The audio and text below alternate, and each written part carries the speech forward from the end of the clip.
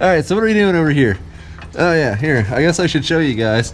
We got this. Steve has done most of this. He's the mechanic here. Steve has done most of this. He's basically, from what I can tell, just wiggling around down here until this thing lines up, and I guess there's not really any other way around it. It's just miserable and time consuming. Yep. Do you have any tricks for this? No, not really. You know, some guys will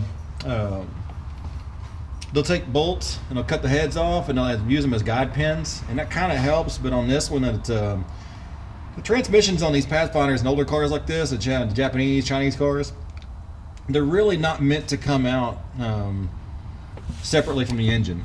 So the way they put these in, the engine and transmission go up from underneath the bottom of the car. So literally it rolls on an assembly line.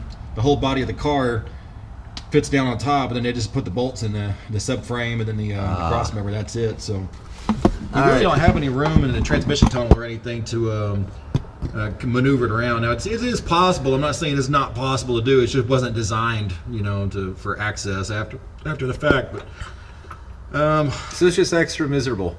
Yeah.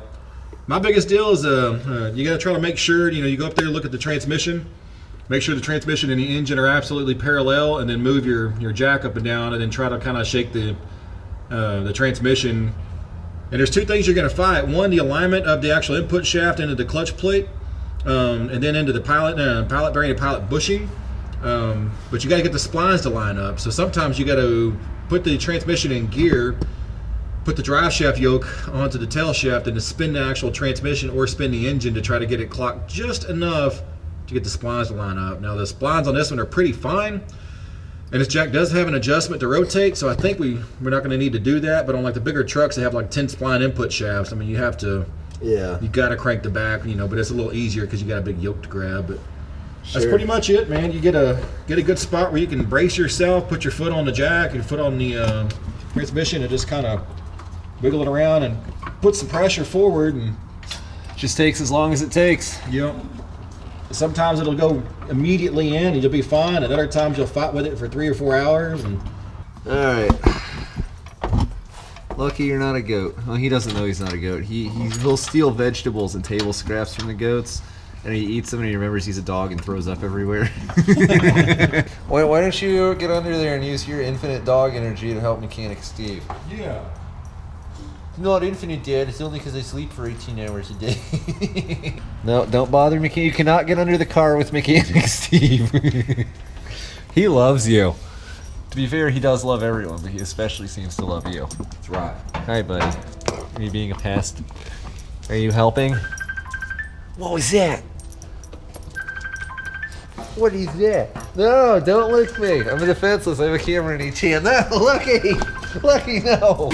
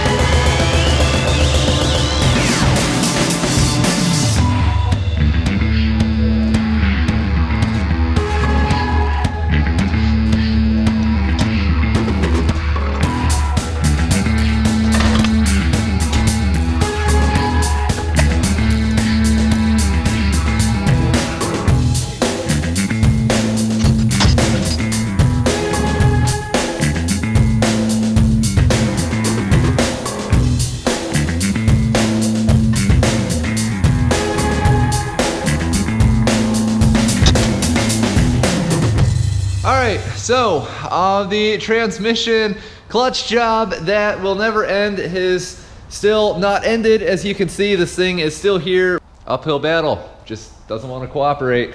And this is compounded by the fact that this transmission jack, well, you know, this platform normally is parallel to the ground. So you have a transmission right here, like this is stabbing up into the cross member. It literally could not have been designed any more perfectly to not turn properly because it catches the cross member on this 90 whatever it is Pathfinder.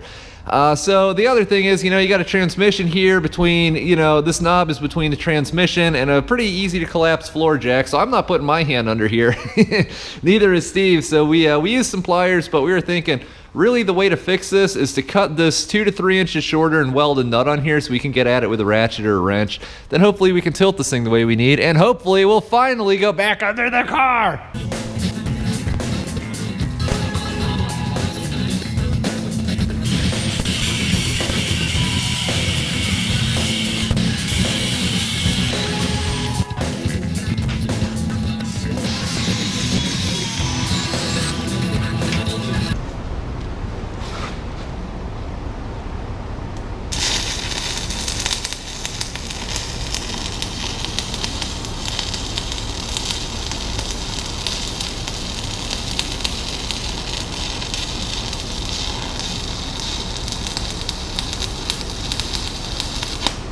All right, check it out. So as you can see, I got this nut welded on here. I don't actually remember what that's off of, but I decided that since it has that little flange on the back, it should keep a wrench from sliding off.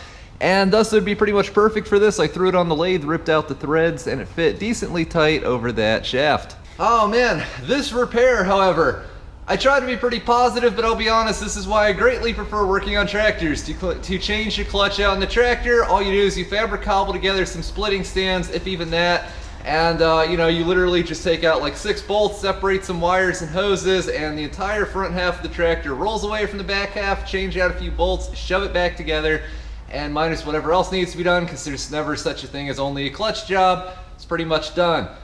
This thing, however, this is pretty much endless. I wish that I had some great words of wisdom here, or something encouraging, but you know, the truth is I don't. That's the thing about this channel. You guys typically get to see a pretty wide variety of things, you know, the good, the bad, and the ugly. And in this world, some jobs, they just plain suck. They are just plain miserable. They feel like they go on forever, like things are never done.